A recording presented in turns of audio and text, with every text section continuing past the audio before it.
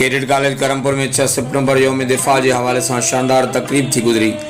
योम दिफ़ा की तकरीब की शुरुआत कुरान पाक की तिलावत से कई वही।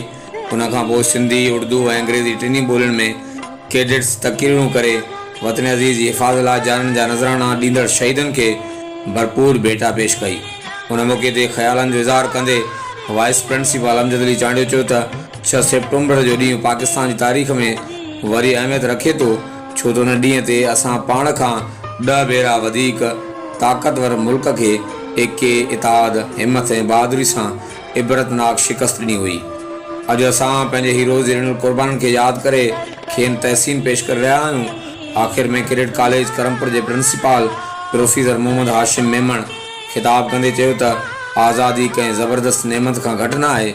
आज़ादी जो क़दुरु को ग़ुलाम ही बेहतर अंदाज़ में ॼाणे सघे थो। असां ख़ुशनसीब आहियूं जो असांखे आज़ादी पंहिंजे वॾनि जे क़ुर्बानी के नतीजे में मिली आहे। इहो ही सबबु आहे जो अॼु असां आज़ाद फिज़ाउनि में ज़िंदगी बसर करे रहिया आहियूं। अॼोके ॾींहं ते असांखे इहो अज़म करणु घुरिजे त असां इल्म के मैदान में भरपूर मेहनत करे समूरी क़ौम के तरक्की की राह ते गामज़न कंदासीं। साइंसी इल्मनि ऐं जदीद टेक्नोलॉजी के हासिलात लाइ भरपूर किरदार अदा कंदासीं। उन खां पोइ मुख़्तलिफ़ मुक़ाबलनि में कामयाबी हासिल कंदड़ कैडेट्स के इनाम ॾिना विया, जंहिंमें इकबाल हाउस के कैडेट चमन अब्बास के बेहतरीन तकरीर करण ते, कैडेट हसन मुस्तफ़ा के बेहतरीन ड्राइंग करण ते, कैडेट खादिम हुसैन ऐं कैडेट मुदस्सर के मज़मून नवीसी में बेहतरीन कारकर्दगी ते इनाम पिणु ॾिना विया। वक़्तु आगाहण लाइ ॾिसंदा रहो TTN वेब न्यूज़।